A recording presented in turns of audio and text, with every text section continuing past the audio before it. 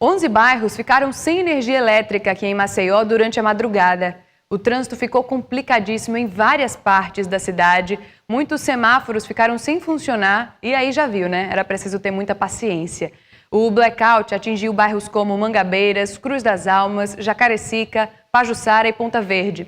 Segundo a Eletrobras, o problema foi causado por uma pane em uma subestação e a energia começou a ser restabelecida no início da manhã. Transtornos no trânsito, transferência de presos e ônibus incendiados. Estes são alguns dos destaques do Jornal do Dia desta semana. Você confere agora o quadro A Semana em um Minuto.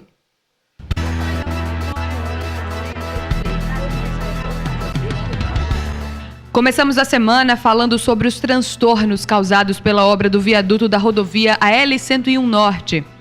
Na terça-feira, mostramos a transferência dos presos para o presídio do Agreste. Muitas viaturas da polícia, corpo de bombeiros e até helicóptero fizeram parte da ação. Também mostramos que as crianças e adultos da favela Sururu de Capote, que estavam sofrendo com o bicho de pé, já estão recebendo o tratamento adequado. Mas se a infraestrutura da região onde eles vivem não melhorar, o problema pode se repetir. Quarta-feira, equipamentos para UTI e UCI neonatais estão amontoados e sem uso na maternidade Santa Mônica. O governo do estado diz que falta profissionais para operar os aparelhos. O destaque da quinta-feira foi para a noite de terror vivida pelos moradores da região do Vergel do Lago. 2 veículos foram incendiados e em um deles os passageiros foram assaltados e ameaçados de morte. Depois do incêndio em um dos ônibus, moradores saquearam as ferragens do veículo. E hoje mostramos que o governo de Alagoas cede à pressão e dá novo aumento ao 10º dos poderes. –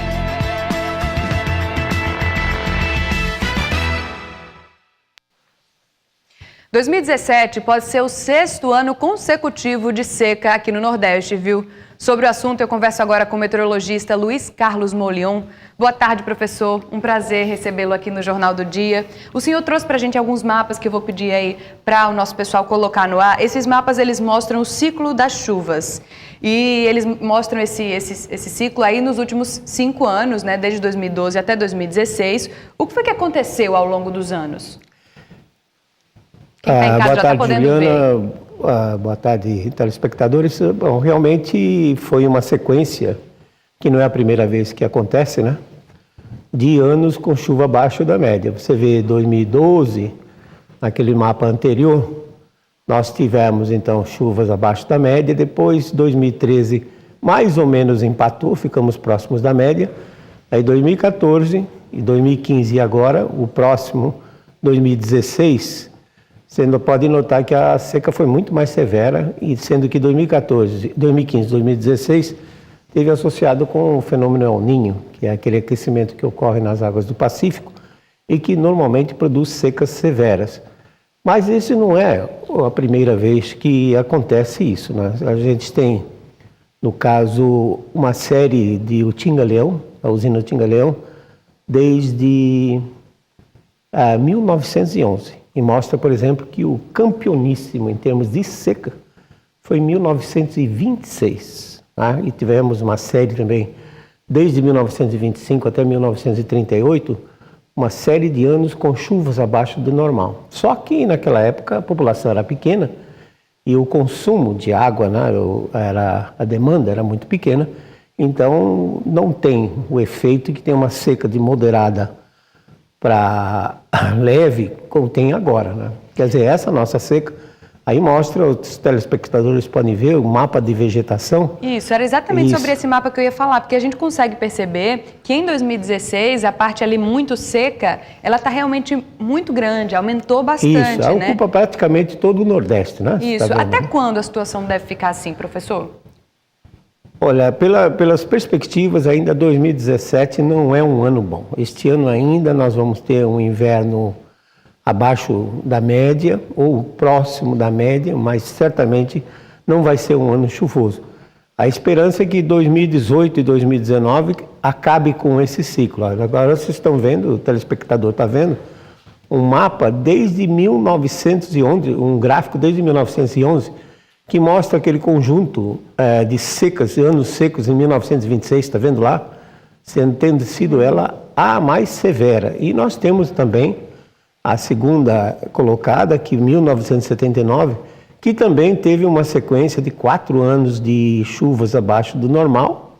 93 também foi uma seca severa que pegou o estado como um todo. E agora essa sequência desde 2012 até 2016. Como eu disse, embora 2016 não tenha sido uma seca muito severa, mas o impacto social e econômico dela hoje é muito maior. Pois é, como a gente pôde ver aí nos gráficos, né, a seca é um fenômeno climático que vai continuar acontecendo. Então, na sua opinião, o que a gente precisa fazer para conviver melhor com a seca? Eu diria que o grande problema do estado, se disser que o estado de Alagoas tem falta de água, isso é absolutamente ridículo.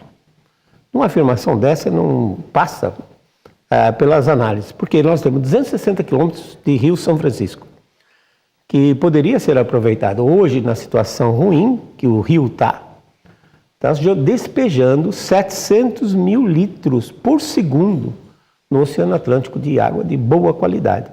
Então, passa pela gestão dos recursos hídricos. O Canal do Sertão, já com 105 quilômetros de água, também não tem um comitê gestor.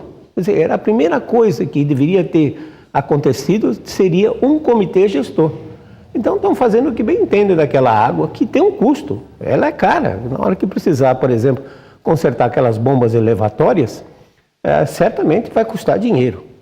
E também, se você pegar a dimensão do estado entre o Rio São Francisco e a fronteira de Pernambuco, no Agreste e no Sertão, qualquer adutora com menos de 100 quilômetros chega até lá, chega até Pernambuco. Além disso, nós temos os famosos dessalinizadores, que eu, entre 1996 e 2001, num convênio com o Banco Mundial, eu coloquei mais de 100 dessalinizadores no Agreste e no Sertão, que são a solução para os pequenos núcleos populacionais, né, para esses aglomerados, porque realmente tem certas... quando o número de pessoas é pequeno, não compensa você colocar uma adutora, que o custo é bastante grande. Agora mesmo, Palmeira dos Índios, também nós temos dados desde 1913, mostra que a pior seca não foi essa agora, mas a população realmente está precisando de água. E Palmeira tem logo ali a represa do Bálsamo, né, que poderia, com questão de 15 quilômetros, levar água para Palmeira dos Índios. Então, acho que passa principalmente por uma gestão de recursos hídricos existentes.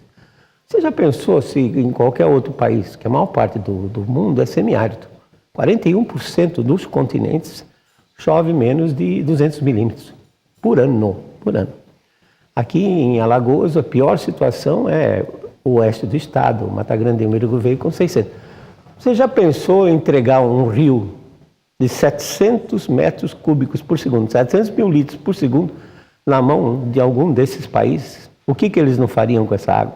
É verdade. Então, realmente, dizer que falta água em Alagoas, não falta. Falta a gestão dos recursos hídricos existentes. Pois é, mais uma questão, então, para a gente prestar atenção nas próximas eleições, né? Professor, eu agradeço muito a sua participação aqui no Jornal do Dia. É um tema amplo que a gente poderia discutir aqui, passar horas discutindo, nosso tempo certamente. é curto. Mas eu agradeço muito as suas informações, os esclarecimentos que o senhor trouxe para a gente. E lembrar que, como você mesmo frisou anteriormente, essas secas, não é que elas sejam cíclicas, mas elas são retornáveis, né?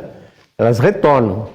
De tal forma que, com o aumento populacional, a situação tende sempre a se agravar no futuro, se nós não tomarmos as medidas necessárias para gerir melhor os recursos hídricos. Sem dúvida. Muito obrigada, viu? E olha, a seguir a gente vai mostrar, aí vai contar para você quais são os jogos deste final de semana pelo Campeonato Alagoano e tem também as nossas opções de diversão para o final de semana.